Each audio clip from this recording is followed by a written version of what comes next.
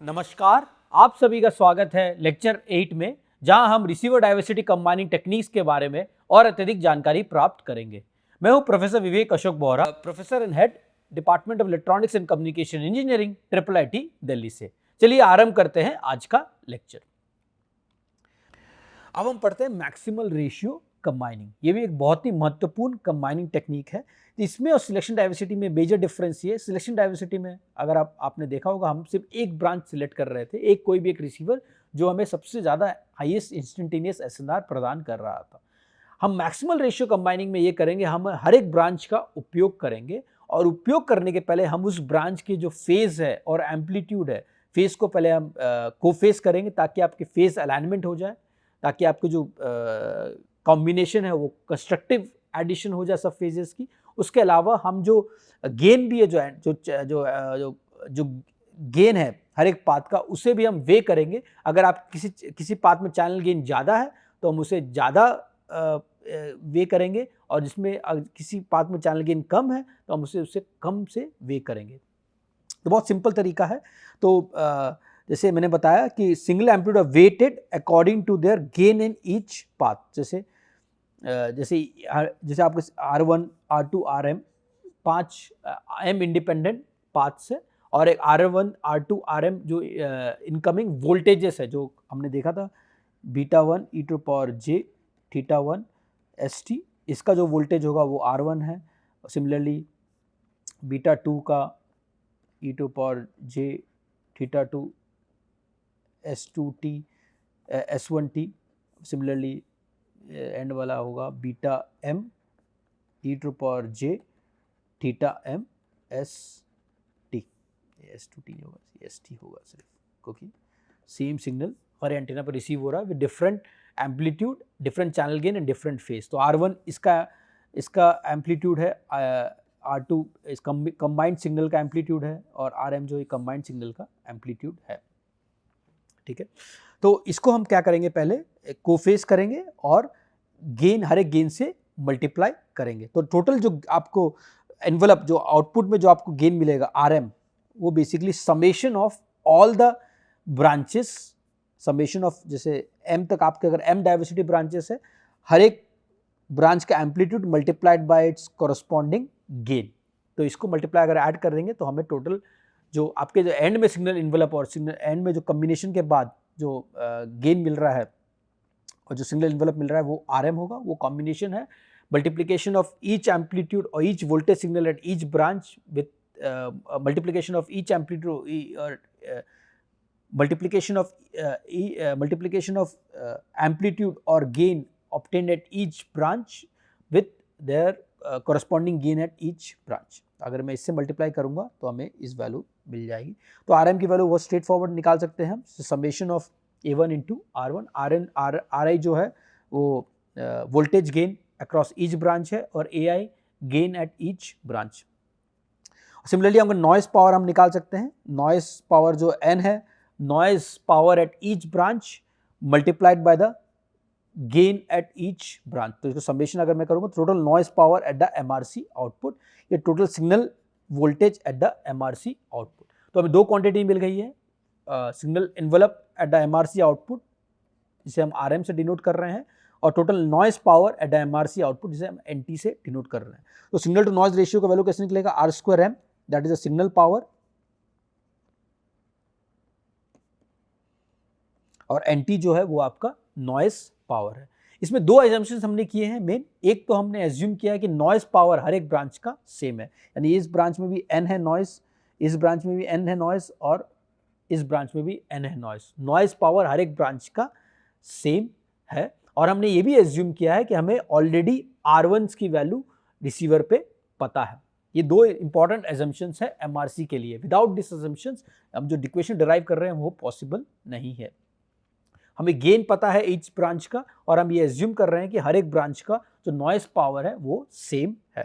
ये असम्पशंस के बाद हम अगर सिग्नल टू नॉइज रेशियो निकालने की कोशिश करेंगे तो हम इस तरह से निकाल सकते हैं R²M, और NT का हमने ऑलरेडी निकाल चुके हैं ये इस तरह के। तो अगर मैं RM को 6.10 को यहाँ सब्स्टिट्यूट करूँगा तो हमें इस फॉर्म में वो मिल जाएगा, I = 1 to M AI by RI the whole square. ये आ जाएगा आपका सिग्नल पावर जैसे मैंने बताया, आफ्टर कोफेसिंग एंड समिंग, ये सिग्नल पावर आ जाएगा आपका कोफेसिंग और सम के बाद, जहां हमने फेज अलाइनमेंट भी कर दिया और सम भी कर दिया पूरे सिग्नल्स को वे उसके अलावा। और जो ये जो आ जाएगा ये टोटल नॉइस पावर है, total noise power at MRC output, total noise power at MRC output. तो आउटपुट एसएनआर इज मैक्सिमाइज्ड, ये बहुत इंपॉर्टेंट है, व्हेन एआई जो आपके जो गेन है, ब्रांच गेन है, व्हेन अगर ब्रांच गेन को इस तरह से सब्स्टिट्यूट कर दूं तो आपका जो एसएनआर है वो मैक्सिमाइज हो जाएगा। इसका ये काफ़ी स्ट्रेट फॉरवर्ड एक्सटेंशन है कॉची-श्वार्ट्ज इनइक्वालिटी का। तो अगर कॉची-श्वार्ट्ज इनइक्वालिटी का मैं उपयोग करूं तो उसकी वजह से मैं दिखा सकता हूं कि आपका जो एसएनआर, अगर मेरे को इसको मैक्सिमाइज करना है, 6.2 में जो आपको 6.12 में जो आपका एसएनआर मिला है उसको अगर आपको मैक्सिमाइज करना है तो हम बेसिकली कॉची-श्वार्ट्ज इनइक्वालिटी का उपयोग करेंगे और उसकी वजह से हम ये दिखा सकते हैं कि आपका एसएनआर तभी मैक्सिमाइज होगा जब आपका जो ईच गेन है, ईच ब्रांच गेन है जो ये है जिससे हम मल्टीप्लाई कर रहे हैं इनकमिंग सिग्नल इन्वेलप का, उसकी वैल्यू अगर हम RI/N रखें तो ये सब्स्टिट्यूट करने के बाद हमें मैक्सिमम एसएनआर मिल जाएगा एमआरसी के आउटपुट में। तो हम जैसे हमने ये सब्स्टिट्यूट किया AI RI/N 6.12 में, तो हमें ये मिल जाएगा जो आउटपुट एसएनआर है एमआरसी के बाद, उसकी वैल्यू आ जाएगी R²M/N(T). अगर मैं एज्यूम कर रहा हूँ कि हर एक ब्रांच का एसएनआर सेम है, अगर मैं ये एज्यूम कर रहा हूँ कि हर एक ब्रांच में नॉइज सेम है, तो सिमिलरली मैं इसका इस तरह से इसको लिख सकता हूँ I = 1 to M RI²/N, कि हर एक ब्रांच का SNR summation over all the SNR, मतलब हर एक ब्रांच का एसएनआर को अगर मैं सम कर दूंगा तो मुझे एसएनआर आउटपुट मिल जाएगा एमआरसी के केस में। तो इसमें बेसिकली बहुत सिंपल है, अगर आपका individual SNR Y1 Y2 YM है तो आपके जो एमआरसी में आउटपुट होगा वो हो जाएगा Y1 + Y2 + YM। तो SNR output of diversity combiner is the sum of SNRs in each branch. तो आपको जो SNR आउटपुट है after diversity combiner is sum of SNR of each branch. तो अगर आपने इसमें देखोगे तो जो आपको SNR आउटपुट मिल रहा है ये sum of the SNR of each branch के इसके लिख सकते हो। तो आपके जो अगर इंडिविजुअल ब्रांच में SNR γ1 γ2 γM तक है, तो आप जब सबको कंबाइन कर दोगे आपके जो आउटपुट में जो SNR मिलेगा वो MRC का SNR होगा। तो इसका अगर मैं PDF निकालने की कोशिश करूं, इसका PDF अगर समझिए सिंगल ब्रांच होता तो ये काफ़ी सिंपल है। अगर आपका M = 1 होता तो ये हमने ऑलरेडी निकाला है। अगर M = 1 होता तो ये रेले डिस्ट्रीब्यूटेड है ईच ब्रांच। रेले डिस्ट्रीब्यूशन में M = 1 के केस में जो SNR का PDF होता है वो एक्सपोनेंशियल PDF होता है, जो हमने ऑलरेडी लास्ट लेक्चर में पढ़ा था। लेकिन इस केस में नाउ आपके पास M डिफरेंट ब्रांचेस है और हर एक ब्रांच में रेलेक फीडिंग है और हर एक ब्रांच का जो SNR है वो एक्सपोनेंशियल डिस्ट्रीब्यूशन है। एक्सपोनेंशियल डिस्ट्रीब्यूशन यानी chi² distribution with 2 degrees of freedom, यानी आपके जो टोटल SNRs होंगे अभी उसको हम इस तरह से लिख सकते हैं, जो γM होगा आपका, जो कंबाइंड SNR है एट MRC आउटपुट, वो होगा chi² distribution random variable with 2m degrees of freedom. अगर M = 1 होता तो वो chi² distribution with 2 degrees of freedom, जिसे हम एक्सपोनेंशियल डिस्ट्रीब्यूशन के नाम से जानते हैं। लेकिन γM जो है वो, क्योंकि वो combination of all the SNRs है और हर एक SNR इंडिपेंडेंट है हर एक ब्रांच में, तो जो आपको γM का जो डिस्ट्रीब्यूशन होगा वो chi² distribution with 2m degrees of freedom होगा। उससे हम इस फॉर्म में लिख सकते हैं, उसका PDF हम इस फॉर्म में लिख सकते हैं जिससे हम 6.15 में दिखाएं। तो इसका PDF हम इस तरह से लिख सकते हैं। यह है MRC का PDF, जो प्रोबेबिलिटी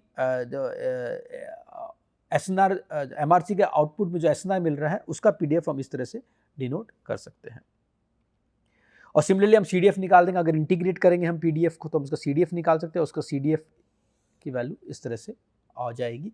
और average output of SNR of MRC is this one. तो आपका जो एवरेज SNR आउटपुट है, जो हमने सिलेक्शन डाइवर्सिटी केस में भी ऑलरेडी पढ़ा था, अगर आपको याद होगा, γ = 1 + 1/2 + 1/3। सिमिलरली अगर MRC की बात करें तो इसमें डायरेक्टली M × γ है।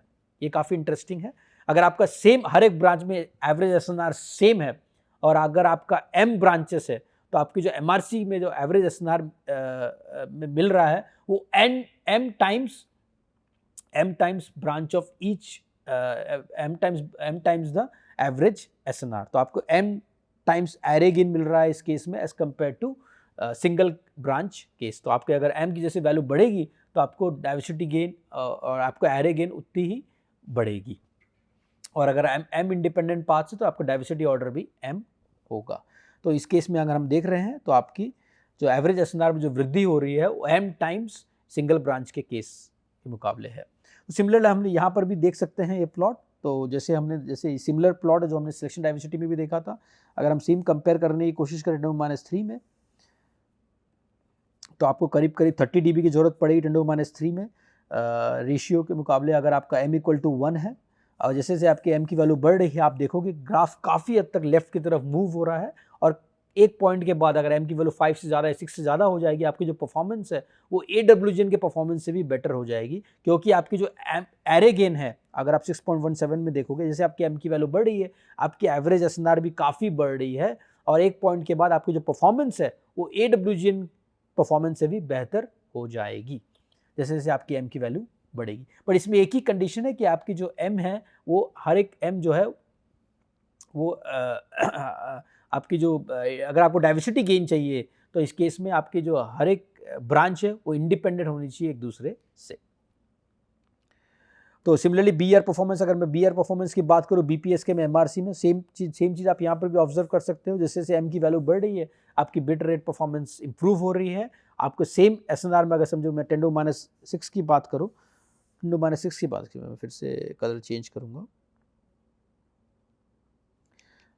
अगर मैं 10⁻6 की बात करूं तो अगर आपकी m = 6 में अगर आपको अराउंड 13 dB की जरूरत पड़ रही थी तो m = 8 में बस आपको 5 dB की जरूरत पड़ेगी। तो आपकी जैसे जैसे m बढ़ रहा है आपका बिट रेट में काफ़ी हद तक परफॉर्मेंस इंप्रूवमेंट हो रहा है। ये ग्राफ भी वही दर्शाता है।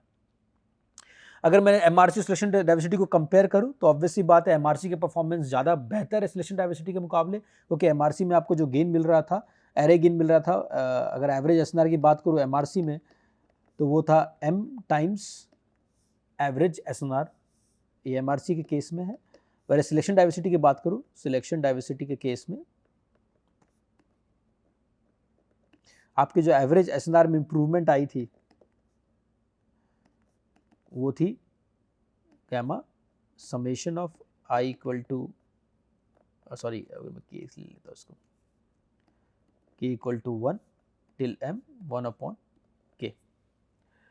तो इसकी वजह से अगर आपको अगर 5 ब्रांच की बात करूं तो आपको इसमें 5 टाइम्स इंप्रूवमेंट मिल रही है, और यहाँ पर सिर्फ 2.28 गैमा की इंप्रूवमेंट मिल रही है। तो इसमें अगर आप गौर फरमाओगे तो ऑब्वियसली बात है MRC में आपको ज़्यादा इंप्रूवमेंट मिलेगी as compared to selection diversity, क्योंकि MRC आप हर एक ब्रांच का उपयोग कर रहा है, उसे कोफेज एंड सम करके वो SNR आउटपुट निकल रहा है। MRC केस में, सिलेक्शन डाइवर्सिटी में आप बस एक ही ब्रांच सिलेक्ट कर रहे हैं जिसका आप इंस्टेंटेनियस SNR ज़्यादा है। तो अगर आप ये देखो कि ब्लैक कर्व सिलेक्शन डाइवर्सिटी के केस में है और MRC रेड कर्व्स, तो रेड कर्व्स काफ़ी आगे हैं, मतलब काफ़ी लेफ्ट साइड तरफ मूव है as compared to black curves, यानी MRC की परफॉर्मेंस काफ़ी हद तक ज़्यादा बेहतर है as compared to selection diversity. या अगर मैं इसको इस तरह से भी देख सकता हूँ, अगर मैं एक यहाँ से लाइन प्लॉट किया और इस वैल्यू को देखता हूँ, ये है और ये दो वैल्यूज़ है, तो ये m = 8 के लिए अगर आपको BPSK की बात करो आपको 10 dB की SNR की जरूरत पड़ेगी सिलेक्शन डाइवर्सिटी में, वेरएज सिर्फ आपको 5 dB की जरूरत पड़ेगी MRC के केस में। तो यानी MRC आपको काफ़ी हद तक परफॉर्मेंस इंप्रूवमेंट दे रहा है as compared to selection diversity. बस इसका ड्रॉबैक यही है MRC में आपका रिसीवर डिज़ाइन काफ़ी कॉम्प्लेक्स हो जाता है, आपको हर एक चैनल गेन पता होना चाहिए, क्योंकि आपको कोफेस करना है और वे के अकॉर्डिंगली मल्टीप्लाई करना है। उसकी वजह से MRC थोड़ा कॉम्प्लेक्स है डिज़ाइन करने के लिए as compared to selection diversity. तो इसमें देखोगे MRC का अगर आप देखोगे MRC की परफॉर्मेंस हमेशा इंडिविजुअल ब्रांचेस के परफॉर्मेंस से बेहतर होगी। तो अगर आप देखोगे ये एंटीना 1 से आपको आउटपुट मिल रहा है, एंटीना 2 से आउटपुट मिल रहा है और एंटीना 3 से आउटपुट मिल रहा है, और ये है आपका MRC का आउटपुट। चलिए मैं कलर वापस से चेंज कर देता हूँ रेड पे। तो ये है आपका MRC का आउटपुट। आप MRC का आउटपुट देखोगे इंडिविजुअल ब्रांच के आउटपुट से काफ़ी बेहतर है, क्योंकि आप हर एक इंडिविजुअल ब्रांच के आउटपुट को पहले वे करके चैनल गेन ब्रांच गेन से मल्टीप्लाई कर रहे हो, AI से मल्टीप्लाई कर रहे हो, फिर को फेस करके ऐड कर रहे हो। तो इसकी वजह से आपकी जो SNR में आउटपुट में जो ये है गेन है काफ़ी ज़्यादा होती है as compared to selection diversity, और काफ़ी हद तक as compared to individual antenna gain. इसलिए आपके MRC का आउटपुट है highest as compared to individual antenna output. और एक डाइवर्सिटी कंबाइनिंग टेक्निक है जिसे हम जनरली इक्वल गेन कंबाइनिंग बोलते हैं। इसमें हम बेसिकली AI का उपयोग नहीं करते, हम एज्यूम करते हैं AI जो है A1 equal to A2 equal to AM equal to 1। हम इक्वल वेट्स हर एक पाथ को इक्वल वेट्स हर एक ब्रांच को असाइन करते हैं। इसमें हम कोफेज जरूर करते हैं बट वेइंग नहीं करते, तो हर एक जो ब्रांच गेन होगा आपका, जिससे हम RI को मल्टीप्लाई कर रहे थे, वो इक्वल होगा, वो उसके प्रोपोर्शन नहीं होगा कि RI की वैल्यू कितनी ज़्यादा है कितनी कम है। तो इसकी वजह से AI equal to A2 equal to 1 है, तो इसकी वजह से RM की जो वैल्यू हो जाएगी वो समेशन ऑफ ओनली RIs ही हो जाएगी, क्योंकि A1 equal to A2 equal to AM equal to 1 है। तो A इक्वल टू 1 जैसे मैंने बताया। इसका आउटपुट इसी तरह से हम EGC का जो SNR आउटपुट इस तरह से हम निकाल सकते हैं, gamma M equal to summation of I equal to 1 gamma M RI square MN। और सिमिलरली इसका PDF इस फॉर्म में लिखा जा सकता है, और जो एवरेज आउटपुट होगा, जो एवरेज SNR आउटपुट, जैसे हमने MRC के लिए पढ़ा था, gamma M times the average SNR, और जैसे सिलेक्शन डाइवर्सिटी की पढ़ा था M times the summation of I equal to 1 till M 1/k। Similarly इसमें आउटपुट SNR इस फॉर्म में हम लिख सकते हैं। तो आप बहुत स्टडीज़ देखोगे जहां ये दर्शाया गया है कि EGC का performance very close to MRC है ऑलरेडी, ऑल्दो हम वे नहीं कर रहे हैं इससे, सिर्फ कोफेस कर रहे हैं, फिर भी EGC का जो परफॉर्मेंस है वो काफ़ी क्लोज है MRC के मुकाबले। और MRC is the best, no doubt about it. MRC आपको सबसे बेस्ट परफॉर्मेंस देगा, उसके बाद आपको इक्वल गेन की परफॉर्मेंस मिलेगी, उसके बाद आपको सिलेक्शन डाइवर्सिटी की परफॉर्मेंस मिलेगी। बट कम्प्लेक्सिटी की बात करें तो सिलेक्शन डाइवर्सिटी सबसे लीस्ट कॉम्प्लेक्स, क्योंकि आप एक ही ब्रांच सिलेक्ट कर रहे हो जिसका सबसे हाईएस्ट इंस्टेंटेनियस SNR है। उसके बाद स्लाइटली कॉम्प्लेक्सिटी बढ़ जाएगी इक्वल गेन में, क्योंकि आपको को फेसिंग करना है, ऑल्दो आपको ब्रांच गेन से मल्टीप्लाई नहीं करना, ब्रांच गेन सम सेम है, बट सिंस आपको को फेसिंग करना, थोड़ी कॉम्प्लेक्सिटी और आएगी EGC में। और सबसे ज़्यादा कॉम्प्लेक्सिटी आएगी MRC में, जहां आपको को फेस भी करना है, ब्रांच गेन से मल्टीप्लाई भी करना है, उसके बाद आपको आउटपुट SNR मिलेगा। तो कॉम्प्लेक्सिटी के बारे में, अगर कॉम्प्लेक्सिटी के बारे में बात करें तो MRC मोस्ट कॉम्प्लेक्स है, उसके बाद इक्वल गेन कंबाइनिंग, उसके बाद सिलेक्शन डाइवर्सिटी। और परफॉर्मेंस की बात करें तो उल्टा है, MRC is the best performance, gives you the best performance, उसके बाद इक्वल गेन कंबाइनिंग, उसके बाद सिलेक्शन डाइवर्सिटी। तो comparison of diversity combining techniques, जैसे मैंने बताया, ये इससे आपको समझ में आ जाएगा। अगर आउटेज परफॉर्मेंस -2 चाहिए, तो अगर आपको जैसे दिखेगा MRC जो ऑरेंज कर्व है वो आपको बेस्ट परफॉर्मेंस दे रही है, क्वाइट ऑब्वियस सी बात है। उसके बाद आपके आ रही इक्वल गेन कंबाइनिंग जो ब्लू कर्व में दर्शाया गया है, और उसके बाद आ रहा है आपका सिलेक्शन डाइवर्सिटी जो ग्रीन कर्व में दर्शाया गया है। तो आप देखो परफॉर्मेंस में ज़्यादा डिफरेंस नहीं है, at least for smaller outage probability. अगर आउटेज प्रोबेबिलिटी ज़्यादा बढ़ रही है तो आपकी परफॉर्मेंस थोड़ी गैप बढ़ेगी, बट एज सच खासकर इक्वल गेन कंबाइनिंग और MRC में ज़्यादा डिफरेंस नज़र नहीं आता है। तो MRC इज़ द बेस्ट, जैसे मैंने बताया। कोरिलेटेड, ये जो भी रिजल्ट्स मैंने दिखाया है, खासकर आउटेज प्रोबेबिलिटी के, ये एज्यूम कर रहे हैं कि आपकी कोई भी ब्रांच में कोई कोरिलेशन नहीं है, हर एक ब्रांच इंडिपेंडेंट है एक दूसरे से। अगर कोई भी ब्रांच में कोई कोरिलेशन होता है, या कोई भी ब्रांच, एक ब्रांच दूसरे ब्रांच में डिपेंडेंट होता है, अगर पहला ब्रांच भी फेड हो रहा है, दूसरा ब्रांच भी फेड होगा, कोई डिपेंडेंसी एक दूसरे से, तो आपको जो ये गेन्स मिल रहे हैं उतने गेन्स नहीं मिलेंगे, और आपकी डाइवर्सिटी ऑर्डर कम हो जाएगी। फॉर इंस्टेंस, अगर आपके 5 ब्रांचेस है और पांचों ब्रांच इंडिपेंडेंट है, तो मैक्सिमम डाइवर्सिटी ऑर्डर आपको मिल सकती है, वो है 5। लेकिन अगर पांचों ब्रांच में 2 ब्रांच कोरिलेटेड है या 3 ब्रांच कोरिलेटेड है, तो आपके डाइवर्सिटी ऑर्डर 5 से घट के 3 या 2 पे आ जाएगी, डिपेंडिंग अब कितने ब्रांच आपके कोरिलेटेड है। तो इसकी वजह से आप, independence is a very important factor while deciding the diversity order. एक और तरीका है, जैसे मैंने बताया था, एक्सटेंशन ऑफ सिलेक्शन डाइवर्सिटी का, उसे हम स्कैनिंग डाइवर्सिटी, और इसे हम जनरली थ्रेशोल्ड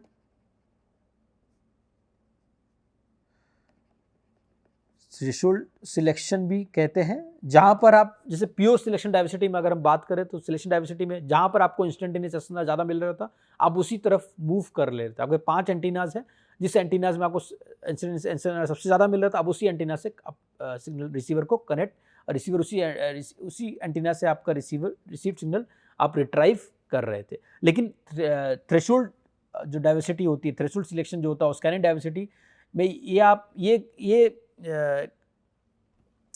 इस चीज़ का उपयोग करते हो कि जब तक आपका जो सिग्नल लेवल है वो एक थ्रेशोल्ड से कम ना हो जाए, तब तक आप एक दूसरे एंटीना पे, जैसे रिसीवर पे मूव नहीं करोगे। तो ये जो फ्रीक्वेंट स्विचिंग होता है सिलेक्शन डाइवर्सिटी में, जिसकी वजह से आपका फ्रीक्वेंट, क्योंकि आप जैसे आपका इंस्टेंटेनियस एक बात एक एंटीना की तरफ बढ़ गया, आप उधर मूव कर लिए, जिससे अब तीसरे वाले की तरफ बढ़ा, आप तीसरे वाले की तरफ मूव कर लिए, चौथे वाले की तरफ मूव कर लिए। थ्रेशोल्ड सिलेक्शन इस बात का ख्याल रखता है कि आप तभी मूव करोगे जब आपका इंस्टेंटेनियस एसएनआर जो है वो एक थ्रेशोल्ड से भी कम हो जाए। तो जैसे इसमें दिखाया गया है, अगर मैं सिंपल एग्जांपल दूं, सेम रिसीवर पे है आपके, अगर इसको मैं अगर इसको इस तरह से कर देता, अगर एंटीना इस तरह एंटीना 3 एंटीना है, तो सिलेक्शन डाइवर्सिटी क्या करता है जनरली, जो एंटीना आपको, अगर इसमें गामा 1 है, गामा 2 है, गामा 3 है, जो गामा आपको गामा 1 2 3 थ्रेशोल्ड से ज़्यादा वो उस तरफ मूव कर लेते हैं। इसमें जनरली फ्रीक्वेंट स्विचिंग बहुत होती है प्योर सिलेक्शन डाइवर्सिटी में, ठीक है। तो इस केस में ये जो स्कैनिंग डाइवर्सिटी, और अगर मैं थ्रेशोल्ड सिलेक्शन डाइवर्सिटी की बात करूं, ये तभी मूव करेगा जब कोई भी समझिए इसने गामा 1 से कनेक्टेड है और गामा, इसको रिक्वायर्ड थ्रेशोल्ड सिर्फ 5 dB है, ये तभी इधर मूव करेगा जब ये थ्रेशोल्ड का कोई वैल्यू नहीं है इसमें, जब इसका गामा 1 का एसएनआर 5 dB से भी कम हो जाएगा। भले इसका एसएनआर अगर आप इसमें इसकी वैल्यू अगर 7 dB भी है और इसकी वैल्यू 10 dB भी है, बट थ्रेशोल्ड इसने जो सेट किया वो 5 dB है। जब ये तभी गामा 2 या गामा 3 की तरफ मूव करेगा जब गामा 1 का एसएनआर 5 dB से भी कम हो जाए। तो ये तब तक मूव नहीं करेगा जब तक किसी भी एंटीना का जो एसएनआर है वो एक प्री डिफाइंड थ्रेशोल्ड से कम ना हो जाए। तो ये बेसिकली मोर स्टेबल है, क्योंकि आप फ्रीक्वेंट स्विचिंग अवॉइड करता है, ये तभी मूव करेगा। आप एक उस रिसीवर को तभी कनेक्ट करोगे जब रिसीवर का जो रिसीव्ड एसएनआर है थ्रेशोल्ड से, जो आपका प्री डिफाइंड थ्रेशोल्ड से उससे कम हो जाएगा। और इसमें एक फायदा है कि ओनली 1 रिसीवर इज रिक्वायर्ड, क्योंकि सिलेक्शन डाइवर्सिटी में मल्टीपल रिसीवर चाहिए था, मल्टीपल रिसीवर उसमें मल्टीपल एंटीना कनेक्टेड है, इसमें एक ही रिसीवर कनेक्टेड, एक ही रिसीवर की जरूरत पड़ेगी, क्योंकि आप एंटीना स्विचिंग कर रहे हो इसमें, क्योंकि सिलेक्शन डाइवर्सिटी में जनरली रिसीवर स्विचिंग कर रहे थे, इसमें आप एंटीना स्विचिंग कर रहे हो। आप उसी रिसीवर को एक ही एंटीना से कनेक्ट करोगे जिस एंटीना का थ्रेशोल्ड उससे ज़्यादा है, और उस रिसीवर को दूसरे एंटीना में तभी मूव करोगे जब जो पहले एंटीना का जो रिसीवर थ्रेशोल्ड है जो प्री डिफाइंड थ्रेशोल्ड से कम हो जाता है। अब आगे बढ़ते हैं, हम पढ़ते BER for receiver diversity combining techniques. तो जैसे हमने ऑलरेडी पढ़ा है, अगर आपको याद होगा तो अब जो है हमने feeding slow flat feeding channel के लिए BER निकाला था, हमने इस फॉर्मूला का उपयोग किया था इक्वेशन 5.2 और इक्वेशन 5.3 में। अगर आप ध्यान दोगे तो अब पहले हमने probability of SNR at a specific EWGN value, जैसे हमने, अगर आपको याद होगा, एक स्पेसिफिक x की वैल्यू की वजह से, यहाँ x की जगह मैंने गामा का उपयोग किया है, ES/N0 बीटा स्क्वायर, ये हमने यूज़ किया था। सिमिलरली यहाँ पर ये probability of error for a specific value of SNR ES/N0 beta square multiplied by the PDF। तो अगर हमको डाइवर्सिटी कंबाइनिंग टेक्निक्स के लिए निकालना है, पहले हमने बोला m=1 जो होता है वो basically for Rayleigh fading channel m=1 will be exponential distribution. तो हमने देखा था जो x जो वैल्यू होगी, x जो PDF होगा x का, वो एक्सपोनेंशियली डिस्ट्रीब्यूटेड होता था। उसकी बेसिस पे हमने प्रोबेबिलिटी ऑफ एरर निकाले थे for different modulation techniques equation 5.2 में और 5.5 में। अब हम क्या कर रहे हैं, अब हम प्रोबेबिलिटी ऑफ एरर निकाल रहे हैं for different diversity combining techniques. जो हमने पढ़ा है, सिलेक्शन डाइवर्सिटी हमने पढ़ा है, मैक्सिमल रेशियो कंबाइनिंग पढ़ा है, और इक्वल गेन कंबाइनिंग पढ़ा है। उस कंबाइनिंग टेक्निक्स में आपकी प्रोबेबिलिटी ऑफ एरर क्या होगी वो हम अब निकालेंगे। उसके निकालने का तरीका वही सेम है जो हमने ऑलरेडी यूज़ किया 5.2 में, 5.5 में। जैसे मैंने बताया, पहले आप एक स्पेसिफिक इंस्टेंटेनियस स्पेसिफिक SNR के लिए प्रोबेबिलिटी ऑफ एरर की वैल्यू हमें ऑलरेडी पता है, multiplied by the PDF of that specific diversity combining technique. हमने डिफरेंट PDFs पढ़ा है, सिलेक्शन डाइवर्सिटी का PDF देखा था हमने, मैक्सिमल रेशियो कंबाइनिंग का PDF देखा है, और इक्वल गेन कंबाइनिंग का PDF देखा है। बस हम वो PDF यहाँ सब्स्टिट्यूट करेंगे और इसकी वैल्यू हमें ऑलरेडी पता है, इसे इंटीग्रेट करेंगे, हमें प्रोबेबिलिटी ऑफ एरर मिल जाएगी वो स्पेसिफिक डाइवर्सिटी कंबाइनिंग टेक्निक की। तो चलिए देखते हैं हम कैसे निकालते हैं एक एग्जांपल के साथ। अगर DPSK की बात करें, DPSK हमने ऑलरेडी पहले भी निकाला है स्लो फ्लैट फीडिंग चैनल के लिए। तो probability of error for DPSK is given as this formula, याद होगा आपको, half of e to power minus gamma. Gamma अगर याद होगा तो आपको हमने EB/N0 और EB/N0 इसको एज्यूम किया था बीटा स्क्वायर। तो सेम फॉर्मूला हम यहाँ पर भी यूज़ कर रहे हैं। गैमा जो है आपका SNR है, तो DPSK का जो एरर प्रोबेबिलिटी ये है half e to power minus gamma. अगर बीटा स्क्वायर 1 एज्यूम करूँ तो गैमा सिंपल हो जाएगा आपका EB/NO, ठीक है। और हमें अब निकालना है कि for selection diversity combining technique and MRC, तो सेम फॉर्मूला सेम इक्वेशन जो हमने पिछले स्लाइड में देखा 6.21, हमें ये पता है ऑलरेडी, ये सिंपल है half e to power minus gamma, ये हमने ऑलरेडी। और P वो है, ये डिपेंड करेगा आपकी कौन सी डाइवर्सिटी कंबाइनिंग टेक्निक यूज कर रहे हैं। अगर selection diversity combining technique use कर रहे हैं तो उसका PDF हमने ऑलरेडी निकाल चुके हैं यहाँ पर, उसकी वैल्यू ये है। ये हमने कौन सी इक्वेशन में निकाला था, ये हमने निकाला था इक्वेशन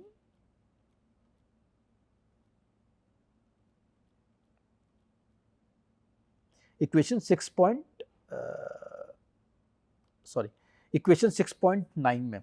अगर आप इक्वेशन 6.9 को देखोगे, हमने इक्वेशन 6.9 में इसका PDF ऑलरेडी निकाला है।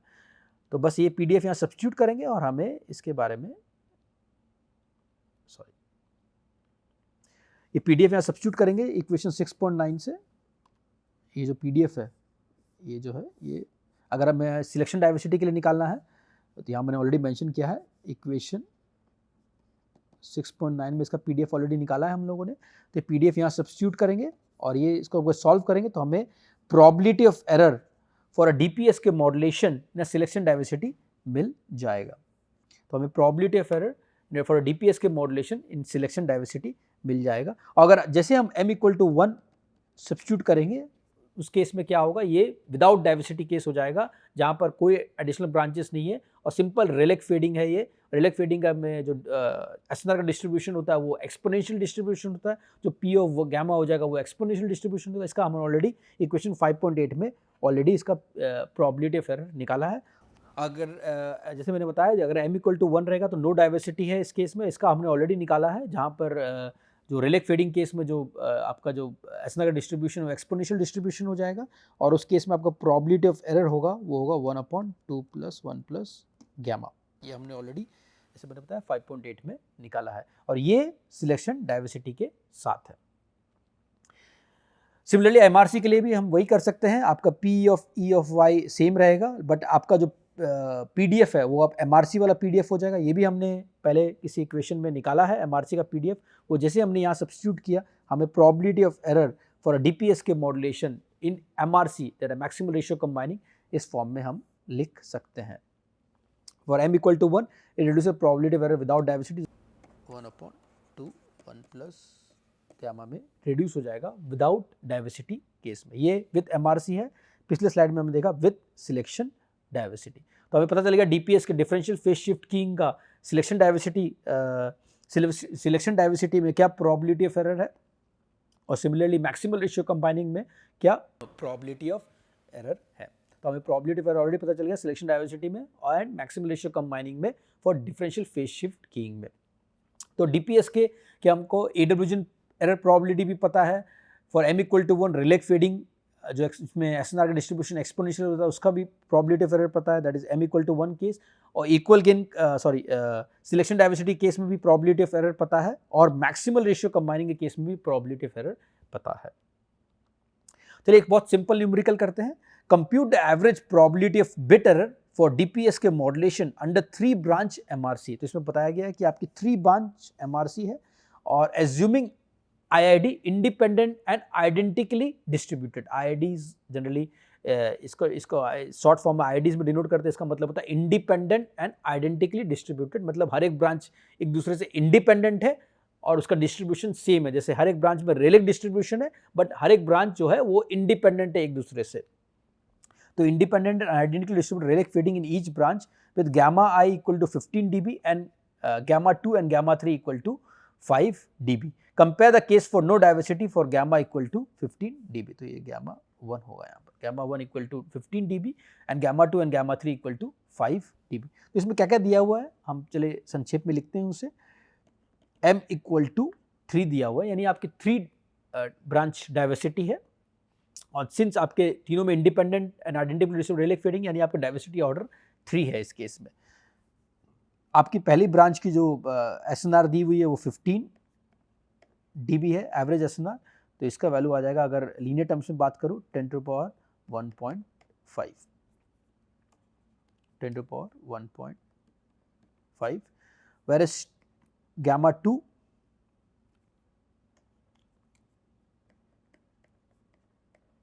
वो है 5 dB, तो इसको मैं 10 टू पावर 0.5 के माध्यम से भी लिख सकता हूँ।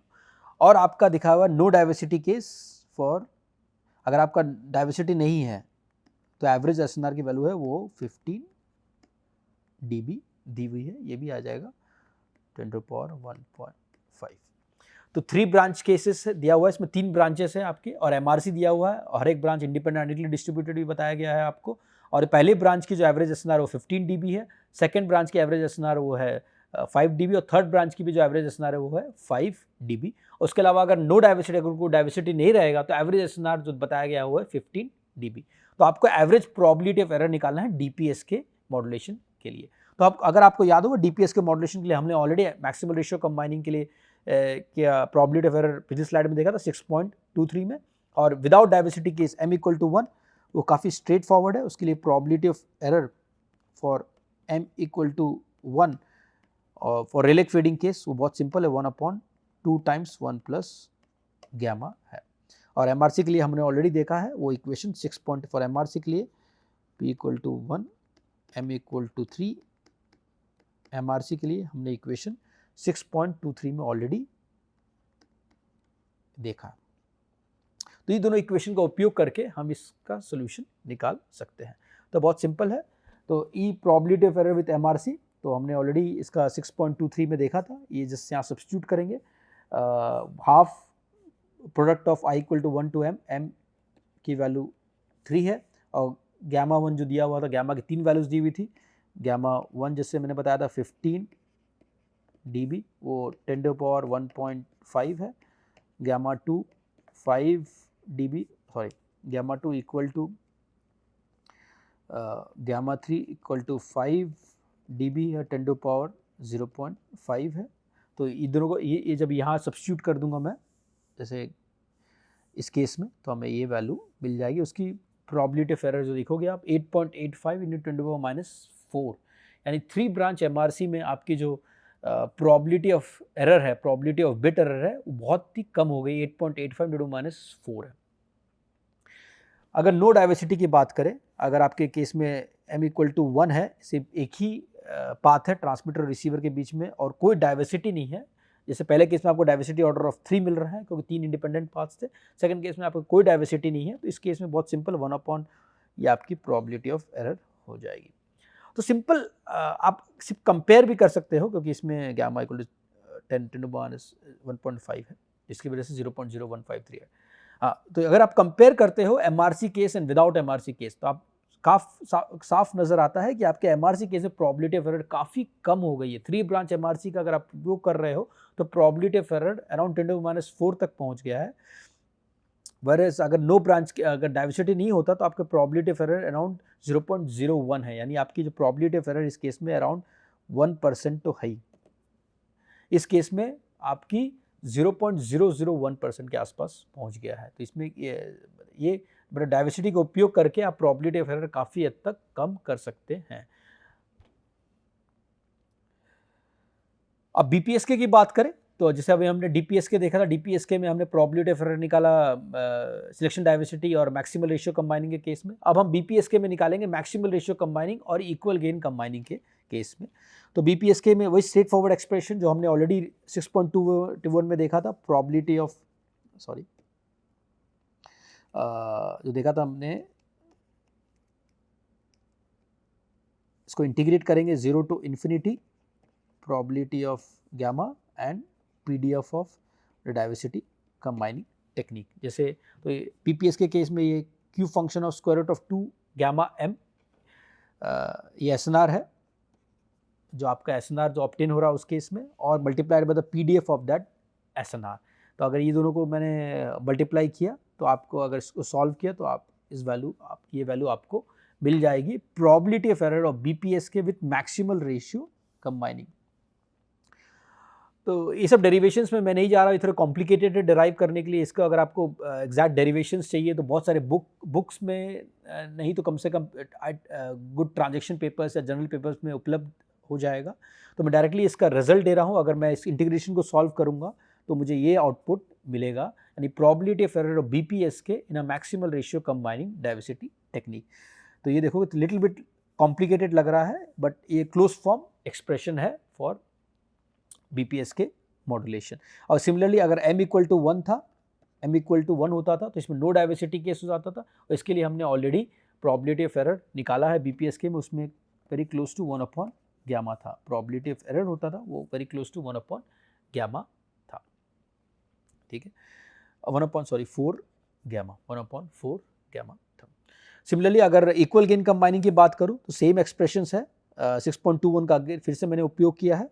तो पहले तो probability of error for a specific value of SNR multiplied by the PDF of that SNR, और इन दिस केस PDF जो होगा equal gain combining diversity combining technique के लिए निकालना है। तो probability of error of BPSK for equal gain combining technique, probability of error of BPSK for equal gain combining diversity technique, मैं इस form में उसे लिख सकता हूँ। तो ये MRC के लिए मिल गया हमें, BPSK probability of bit error in MRC, और ये आ गया BPSK का probability of bit error in equal gain combining. तो हमें पता चल गया probability of error bit error का MRC के केस में जो होगा वो 6.24 से लिख सकते हैं, और प्रोबेबिलिटी ऑफ एरर BPSK का EGC के केस में 6.25 के माध्यम से हम लिख सकते हैं।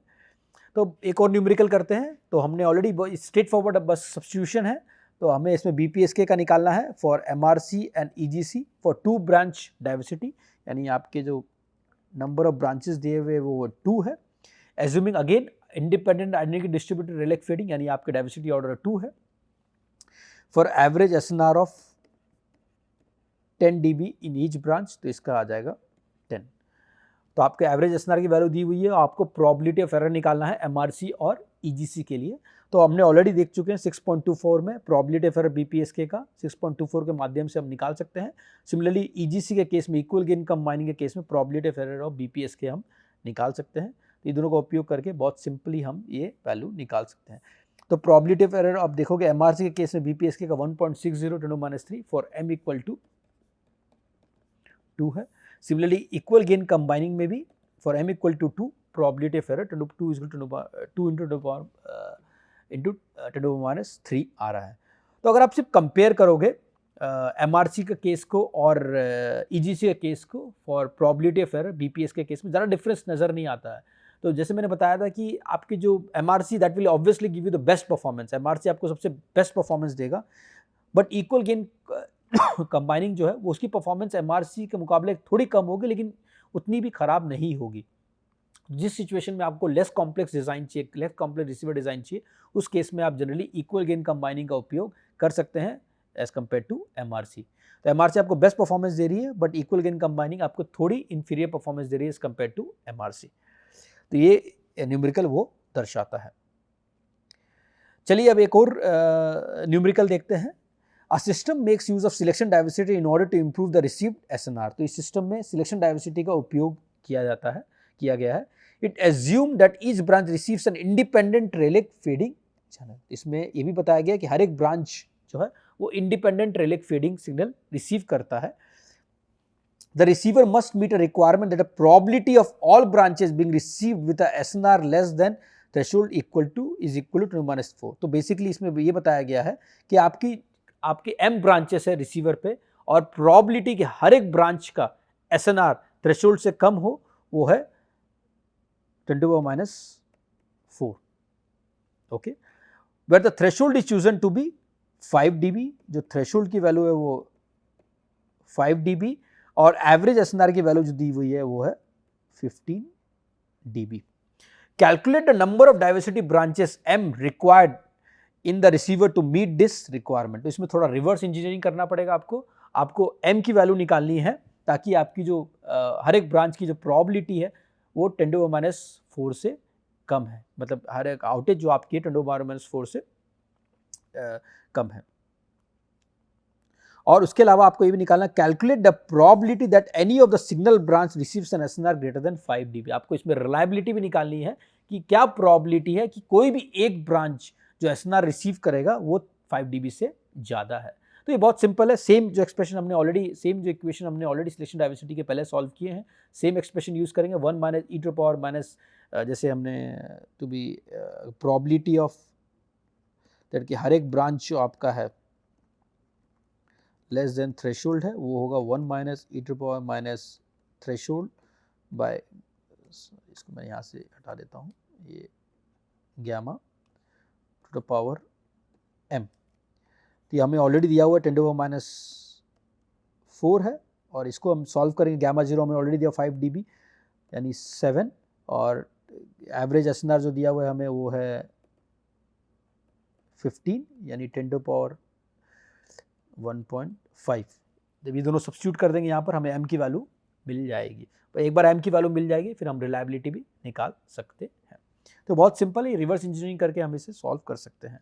तो जैसे बताया थ्रेशोल्ड आपकी वैल्यू दी हुई है 5 dB, 3.16 यानी 10 टू पावर 0.5 यानी 3.16।